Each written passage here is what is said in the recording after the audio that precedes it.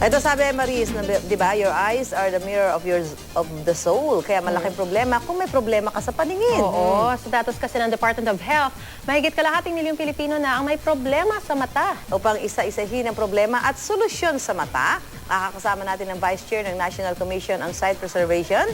Siya rin po ang Direktor ng Philippine General Hospital Institute of Ophthalmology. Good morning po, Dr. Leo Cubillan. Good morning, po, Doc. Thank you. At sa lahat ng mga nanonood po sa Kapit Balita. Kasama rin po natin ngayon si Dr. Harvey Uy, ang Vice President ng Philippine Academy of Ophthalmology.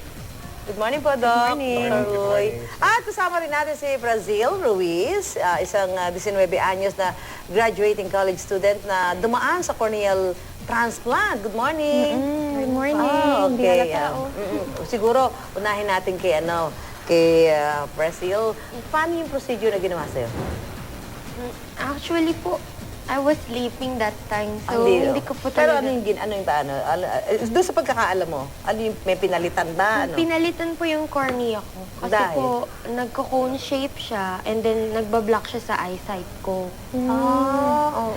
Doc, ano pong sanhi nun? Bakit niya naramdaman yung ganong mga simptomas na nagko-cone shape at nagbablock sa paningin?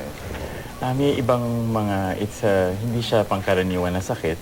May iba yung pinaka-mata, yung tinatawag natin cornea, weak, no? Structurally weak. Kaya ito instead na normal na shape, no? Na yung usual shape, weak siya, kaya nagko-cone. Kaya pag naging ganon, malabo ang paningin ng pasyente. Oo. Pero ano yun? Hindi naman hereditary, hindi naman sa genes. Ano yun? Meron bang naging factor na nag-trigger before? Maaring related po sa genes, sa no? genes. Pero hindi naman ibig sabihin mamamana mo po. Oo. Dr. Uy, ano ba yung mga common eye problems natin? Maraming mga sakit dito sa Pilipinas. Yung pinaka-common, yung mga sore eyes, Sore eyes, yes. dry eye. Pero yung pinakamalaking sanhi ng pagkabulag ay yung katarata. Katarata. Katarata. Pero kasi, ito ba, Doc, kayo po, pareho sa inyo dalawa, yung dahil nga po ngayon, yung mga bata karamihan pati teenager, pati tayo, Maris, di ba? Mas marami ho tayong ginugugol na oras ngayon sa computer, sa cellphone, na parang yung mata natin parang pagod na. Ito ba yung nakaka-contribute sa pagkaroon ng mga problema sa mata? Yun. Sa pagkaka-computer, unang-una, madadry yung mata mo, matutuyo yung mata mo. Especially pag matagal yung paggamit ng mata. Tapos sa mga ibang bata, nagkakaroon na silang grado. agad-agad. Young age. Ano yun? Kapag halimbawa, kailangan mo talaga sa trabaho, although yung mga bata talagang ano lang nila yun, Laro hobby lang lang, nila oo. yun. Pero yung mga talagang hindi may iwasan na laging nakatingin sa computer, ano ba ang pwedeng gawin doon? Yung mga artificial tears ba pwedeng pampawi doon sa dry eyes? Pwede ba yan, Dr. Cubillan? Pwede naman, pero ang mas importante ay ang rest. Ay, Yung okay. every 30 minutes po, nire-rest mo yung Ganun mata. ba? Yun ang normal po. Normal. Ang rest actually ng mata, titingin ka sa malayo. No? That's the natural position of titingin vision. ka sa malayo. Titingin ka sa malayo. Tapos, tingin ka sa malayo, ano po dapat ang mararamdaman mo na ibig sabihin, okay yung mata mo? mas nare-relax po yung mata ninyo. Kumbaga, nagtatrabaho siya. Ngayon, kung nagbabasa ka sa malapit. So, ano pala yun? Ano? Tapos, Doc, kanina sinabi niyo rin po na isa sa mga pinakasanhi ng pagkabulag yung katarata, no? At what point ba dapat ipatanggal na yung katarata? Kasi yung iba parang sumobrang kapal na, tapos sinahayaan lang ng ibang mga elderly natin. Dapat tatanggalin yun pag hirap na yung pasyente sa mga gawain niya. Like, pag hindi mo na mabasa yung mga dyaryo o yung mga salita doon sa TV, dapat patanggalin na. Pero dapat magpa-check up rin taon-taon yung pasyente kasi kung minsan, pag masyadong lumaki yung cataract, nagiging sanhi yun ng glaucoma na mas seryosong sakit. Pwede maging cause ng pagkabulag. Anong age mo? May mga age ba yan na kung nagkakaroon ng ganitong kondisyon sa mata? Actually, yung ngayon, yung Department of Health with the National Committee of Sight Preservation, may team tayo po this year na alagaan ang ating mata mula pagkabata hanggang matanda. Minsan po, kailangan natin kagaya ng mga premature, premature babies po, isiniscreen natin po yun kasi may condition na retinopathy of prematurity. Yung mga bata naman, bago pumasok sa school, magandang na si-screen sa vision kasi meron silang mga lazy eye o kaya error of refraction. Pag 40 and above naman, pwede may glaucoma. And 60 and above, cataract at saka age-related So macular degeneration. lahat yan makikita lamang kung regular yung pagpapacheck up, no? Yes. Yung ba ay para bang sa ngipin na parang, di ba, ngayon nga ang pagpapa-dental check-up daw, dapat every 3 months, eh, Every di ba? 3 months na ngayon, dati Oo, 6 months oo, pa, every ha? 3 months. Dati once a year, eh, di ba? Oo, Baka siguro dahil dun sa mga kinakain, ganun din ho ba ang mata? Meron ring mga panahon na dapat magpa-check up. Halimbawa, yung mga bata, pagpapasok na siya sa School. eskwelahan, Oo. dapat magpa-check up siya. Tapos pag may diabetes ka, dapat magpa-check up ka. Pag mga 40, 40 anyos, hirap na magbasa, dapat magpa-check up. And then mga 50 for glaucoma, and then 60 plus for cataract. Si Brazil, paano ano naramdaman mo sa mata mo bago ka nagkaroon ng corneal transplant? Hindi po talaga namin siya alam na gano'n. Bali na notice lang po siya ng classmate ko kasi side view. Oo. Cone po talaga siya. Ang tsura. Opo. Hindi Hindi po siya yung So hindi sa pamilya mo, hindi nakakabasa ng nanay, ng tatay, hindi. Wala po. Tsaka ikaw rin, wala kang naramdaman na nai-irritate yung mata mo or nahihirapan ka during that time. Wala po. Ang hirap po. Nahirap lang po talaga magbasa. Kasi Ayun lang. kahit po nasa harap na ako ng yung sa seating Malapit na. arrangement, hindi ko pa rin po mabasa yung nasa blackboard. Kaya po nagkaroon ako ng failing subjects. Nakwento kanina ni Brazil na bago nun, parang may honor siya sa klase, school. sa Naku, school. sayang, oo. Tapos after a while, bumabagsak siya sa ibang subjects, no? Kaya tas napansin na tas yung teacher, pinapaupo ka na sa harap, no? Kasi sa ano yun, di ba? Pero ako hindi pa nung napansin ng classmate mo, friend mo, no? Opo. Sinabi mo sa nanay mo, sa mami, daddy. Sinabi ko po kay daddy, tapos po nagpunta po kami sa parang doktor, oo. optical shop lang po muna. Tapos nag-error po yung parang, hindi ko po alam, nag-error po siya sa computer. Autorefractor. Oo. Tapos po, ayun po, Tuloy-tuloy nagpa-check up na. na po kami sa Ophthalmologist. doctor. Oo. Ophthalmologist. Pwede palang ganun, hindi mo agad mapapansin. Di ba, mabuti pa napansin siya ng classmate niya. Opo. Kaya sinasabi, importante ho talaga matingnan kasi dalawa ho ang mata natin. So pag isa lang ang may kapansanan, hindi mo mapapansin. So kaya minsan na kailangan matingnan. Kagaya ng mga bata ho, yung kung may lazy eye ka sa isang mata, minsan hindi napapansin kung hindi natin nasi-screen. Eh, Doc, yung sitwasyon o yung state ng pagkabulag sa Pilipinas, gaano nakalala itong problemang ito sa Pilipinas? Sa ngayon, maaring umabot sa 500,000 Filipinos ang bulag, no? Sinasabi natin ikaw ay bulag kung hindi mo na nabibilang yung daliri mo 3 meters away. So around 500,000. Majority dahil sa katarata, error of refraction, may glaucoma at retinopathy. Marami na daw pong mas pabataan na raw ho ng pabataan yung nagkakaroon ng problema sa mata. Totoo ba yan? Dahil sa paggamit ng computer, and then kakulangan ng pag-exercise. Ay, eto pa. Alam mo ba, Maris, di ba yung nabalitaan din natin, binalita ko yung dati eh.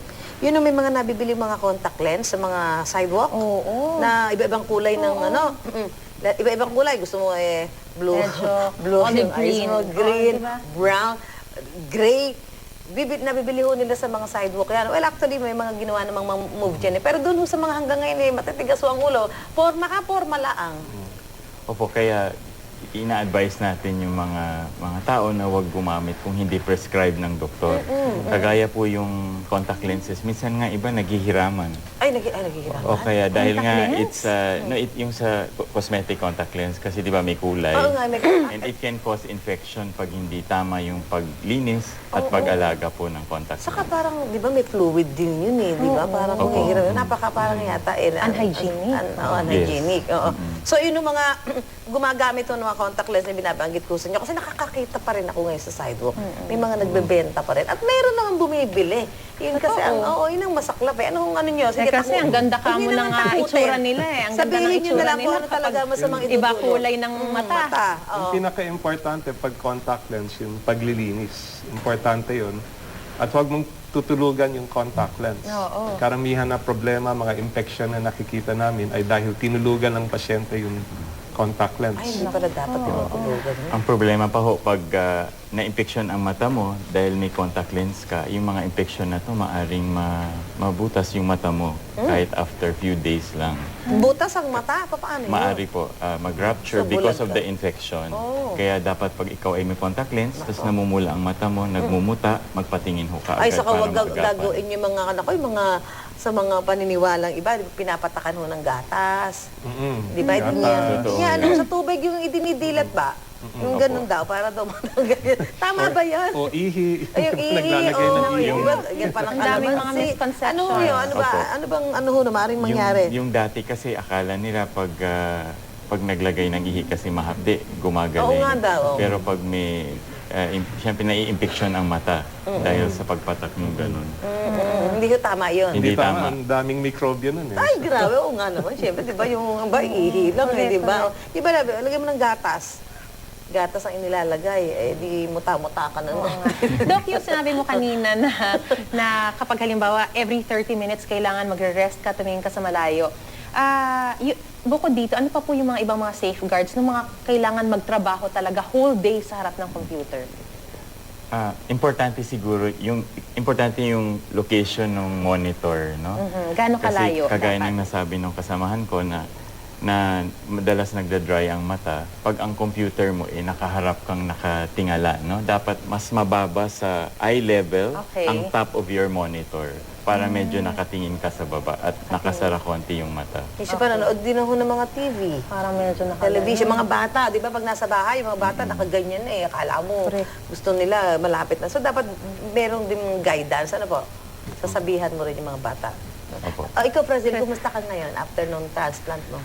Okay na po yung left eye ko. Bali, yung right eye ko naman po yung nakaschedule for transplant. Kailangan, pareho. Ganun ba yun? Pareho siyang may sakit. Oo. Pareho? Anong age ka no, nung malamang meron kang ganyan? Third year high school. Ay, 15. 15? Ilan taon ka na ba ngayon? 21. 21, okay. 15 na nung makita. So, ganun pala yun, parang biglaan. Paano mo pinapangalaga? Dahan-dahan po. Paano mo naman ngayon pinangangalagaan yung mata mo na nagkaroon ka na, nag-undergo ka na ng transplant? Sinusunod ko lang po yung Payo yung ng- advices ni doctor. Tsaka po meron yung drops po na required. Kailangan po talaga wag makakalimutan. Yun po. Yung mga ano ngayon, Doc, yung mga nagsasalamin ho, importante ho ba yun na kailangan tama rin yung na salamin sa'yo? May mga grado, ganyan? Importante yun. Kasi pag hindi tama yung grado, sumaskit ang ulo, nahihilo. So usually, especially mga bata, teenager, Baka formal lang. every year dapat pa-check mo yung grado Mukhang mo. nerd, no? Baka formal lang, diba? Talagang ganun eh. smart. Oo, may mga nabibili ho ba? Ibinebentang mga sunglasses na mga magkano yan? Mga 100, 100. May mga Masama ganyan. ho yun sa mata? Hindi naman, basta pag wala kang grado at walang grado yung salamin mo, walang problema yun. Okay lang ho Okay, yun. so yung yung mga ibinebenta sa mga kalsada na Sidewalk. mga murang mga Pwede yan? sunglasses or shades, Okay hindi lang. masama yan sa mata. Hindi naman masama. Hindi yung masama. Kasi mabuti. Maaari, pero minsan hindi ka sigurado doon sa yung UV protection niya. Ayun na nga. Oo. Yun na nga ang Hindi ibig ko kagaya sabihin ng mga to. nasa So, wag din. Hanggat maaari. Iwasan din. Ano po ang payo nyo sa mga, yung mga bumibili kung saan-saan ng mga shades para makaporma, yung mga, in general, paano pangangalagaan ng mata? Yun importante kasi dapat medyo hindi masyadong nagbibilad sa araw. Although yung mga bata gusto natin sana mga 1 hour a day may konting araw para mas hindi tumaas ang grado nila. 1 hour. Pero kung hour a day. yung mga nang bubukid dapat may sunglasses para hindi masyadong magkakatarak. Over a long in. time Yung mga magsasaka nagkakatarak. natin, makikita na natin, naka-shades. Okay. Uso sa kanila yun. Okay yun. That's Hindi, pero gagawin na lang nila, maaga sila gigising. Alas 4 pa lang, nasa bukid na sila. Para pagputok ng araw, nasa bahay na O uli. kaya kung yung iba kasi ayaw din magsuot ng sunglasses, at least nakasombrero. Nakasombrero, Yes, yun, para okay. Pero kung maiwasan. iba ay yung salamin susuti gaya ng Maris, yung mga salamin mo, mga medyo mamahalin niya. Grabe. Tapos sinusuot niya pagka matindi yung sikat ng araw. May protection talaga Yun din. ang importante. Oo. Ayun, para... Dok, saan maaaring pumunta yung mga tao may mga problema sa mata? Sino ba dapat ang lapitan nila? Talagang kailangan ophthalmologist agad? Well, may mga optometrists and then pag hindi kaya ng optometrist sa pamamagitan ng salamin, pinapadala sa ophthalmologist or eye doctor. So sa Pilipinas, meron tayong Philippine Academy of Ophthalmology. May mga 1,500 tayong miyembro sa buong Pilipinas at makakatulong sila sa mga may sakit sa mata. Philippine Academy of Ophthalmology. So, meron mo bang mga meron bang mga para, di ba, merong mga parang hausyaw na ganyan na dito. Yung mga May peke. gumagaya sa inyo, mga ganon. Meron. Meron. Oh, hindi Meron, po, may kasi mga importante ho yan para walang nabibiktima. So, wag mong pupunta sa mga hindi, Paano nyo lisensyado. malalaman? Kailangan tignan yung lisensya. Yes, magkakaroon ng lisensya and then yung mga Eye Doctors Association, meron silang certificate na member of the Philippine Academy of Ophthalmology. Baka iniisip ko kasi pumunta kayo doon sa clinic. Ang mga ophthalmologist kami, yung di ba may pinapabasa yung letter? Takpan mo to. Tapos ganun kami lalo. Okay na, tapos sisingilin ka na. Correct. 500, di Sa ba? LTO, memoryado na yun. O, pare-pare itinuturo letter. Oh, memoryado para pasado agad sa driving Ano test. ito? A. Ano to? O. Okay, yung kabila. B. Okay, bayad na Ay, 500. no. Okay, nakasalamat po. Ay, si Brazil, meron ka gusto sabihin sa mga kababayan natin? Paano pangalagaan ng mata? Ingatan po natin yung eyes natin kasi sobrang important po niyan. Ang hirap po talaga ng hindi nakakakita. I know. Doon Kabilyan, meron po kayo gusto sabihin? Ako naman, suportahan natin yung programa ng NCSP at DOH. Kasama ito sa programa ng kalusugan ng pangkalahatan. At ito ay plan para bumababaho yung bilang ng may kapansanan sa mata sa Pilipinas. At ito is a response also to the Global Action Plan ng World Health Organization for Universal Eye Health. Imagine mo. Pikit nyo lang mata mo. Pikit mo lang, di ba? Oo nga Tapos eh. wala ka nakikita, kausap mo si Dok-Dok. hindi Di mo- ba? Ganun ang ka-importante ang ating mga mata. Kadiliman lang. Kaya dapat Babalot alagaan natin sa'yo. ang ating mga mata. Salamat po, Dr. Leo Cubillan at kay Dr. Harvey Uy at siyempre kay Brazil Ruiz na nakipagkwentuhan sa atin ngayong umaga. Yan.